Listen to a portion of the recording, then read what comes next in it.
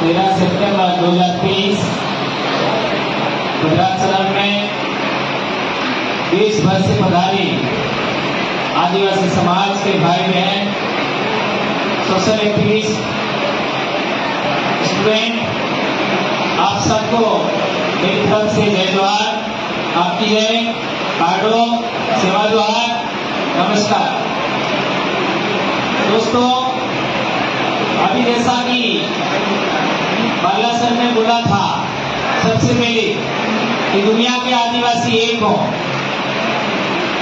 भारत के आदिवासी एक हों, ये बात हम लोगों को कहने की आवश्यकता पड़ी। उसके पीछे कोई न कोई कारण रहा होगा। या तो हम लोग बिखरे हैं या हमको बिखराया गया है, यानी हम खुद बटे हैं या हमको किसी ने बांटा है। इस सवाल पर हमें आना होगा। मेरा सोचने का, मेरा वैचारिकी का सबसे बड़ा मूलाधार हिस्ट्री है। मैं इसी पर काम करता हूं। तो मैंने जो देखा है, आज हमारा राजनीतिक बिखराव है वो 1951-52 के बाद ही है, उससे पहले नहीं है। ये बात हमें स्वीकार करना पड़ेगा कि 1951-52 के बाद ही हमारा राजनीतिक बिखराव हुआ है, उससे पहले नहीं था। धार्मिक बिखराव की हम बात करें, यदि हम क्रिश्चियन हैं, ईसाई हैं, तो 1850 के बाद ही ईसाई बने होंगे, उससे पहले नहीं। यदि हम इस्लाम को मानते हैं, क्योंकि कई आदिवासी इस्लाम को भी मानते हैं, हमारे भी आपका इस्लाम को मानने वाले मिल जाएंगे।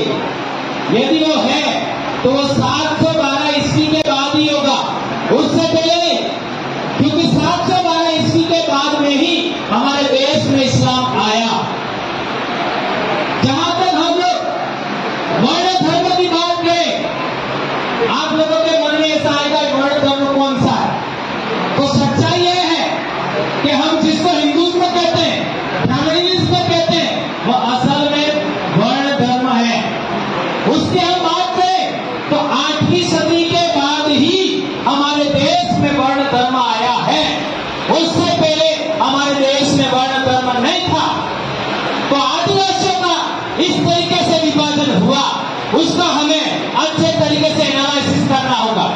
हम लोगों ने जहां तक सम्मेलनों में देखा है, तो आर्थिक आधार पर हमारे सम्मेलन में हम ज्यादा बोलते हैं, लेकिन आर्थिक आधार पर भी यदि हमारा पतन हुआ है तो इस धार्मिक बिखराव से पहले हुआ है। और आर्थिक पतन को भी हम देखते हैं तो उससे भी पहले हिस्टोरिकल हमारा बिखराव हुआ है। और हमारा जितना भी बिखराव हुआ समाज का, वो हिस्टोरिकल के आधार पर हम लोग समझेंगे तो हमारे समाज को जोड़ने का एक आधार बनेगा। इसका एक रेफरेंस देना चाहूंगा। आज भीला समाज को देखे, त्रिपुरा में भी भीले, छत्तीसगढ़ में भी भिलाई है, मध्य प्रदेश में तो है ये, महाराष्ट्र में है सही, पाकिस्तान के सिंध में भी है, एवं बलूचिस्तान में जो बोलन दर्रा है, जहां पर मेहरगढ़ की सबसे पुरानी सभ्यता का विकास हुआ, उस बोलन दर्रे का नाम भी भील कम्युनिटी के नाम पर है। इसका मतलब हम कह सकते हैं कि बोलन दर्रे से लगा करके त्रिपुरा तक भील समाज फैला हुआ है। मान्यवर सरनिया सर ने कहा था कि गौड़ आदिवासी और भील आदिवासी भी एक हो जाता है तो पूरे देश के आदिवासियों का भला हो सकता है। इस बात में मैं भी बिलीव करता हूं। हम लोग कहना चाहते हैं कि हमारे समाज को यदि हमें एक करना है तो हमें इतिहास पर काम करना होगा। इतिहास के आधार पर हमें पता लगेगा कि हमारा समाज का बिखराव कैसे हुआ। आज जो कल्चरल भिन्नता है, डायलेक्ट की भिन्नता है और आपका पहनावे की भिन्नता है, वह भी मैं मानता हूं कि हिस्टोरिकल बिखराव के बाद का है। ऐतिहासिक बिखराव के बाद हमारी भाषा में चेंज हो गया, भूगोल अलग हो गया। भूगोल अलग होने की वजह से समझ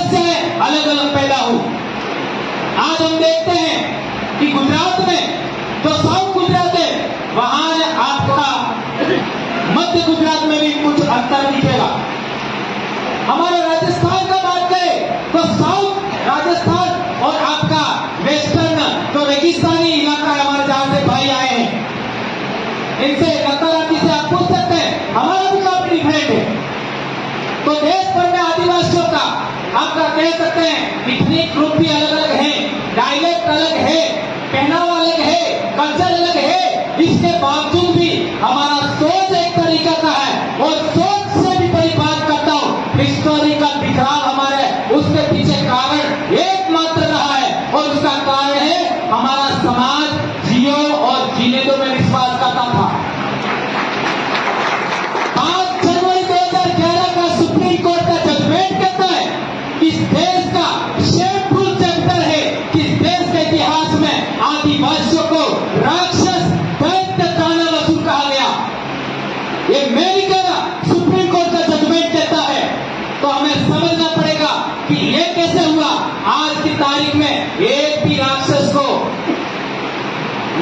महिला के साथ एट्रोसिटी करते हुए नहीं देख सकते आप, जबकि वर्ण धर्म के जो आदर्श पुरुष हैं उनको महिलाओं के साथ गलत करते हुए आप देख सकते हो।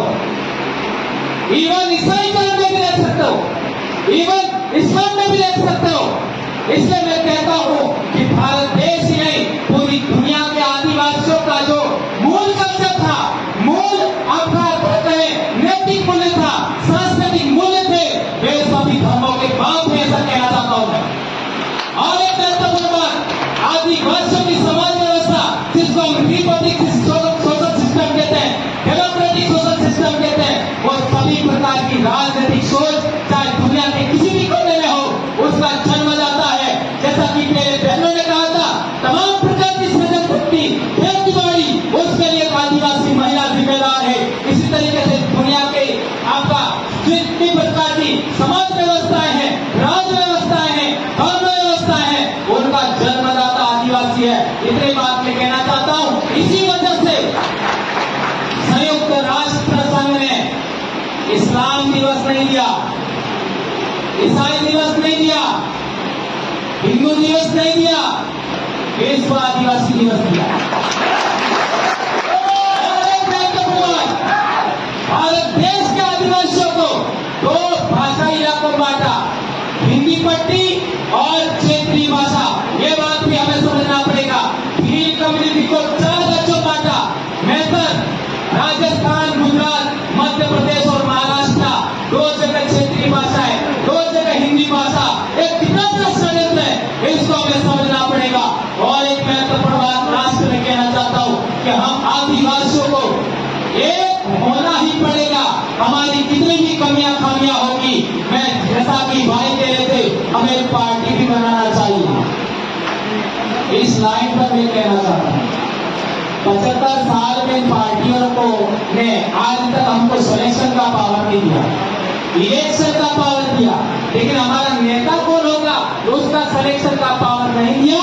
इसलिए सुप्रीम कोर्ट के जजमेंट में क्या लिखा है, 5वीं अनुसूची क्या है, आर्टिकल 19(5), 19(6) क्या बोलता है, आर्टिकल 13(3) क्या बोलता है, 243(6) क्या बोलता है, इन नेताओं को पता ही नहीं और उनका जजेकारा काम कर रहे हैं।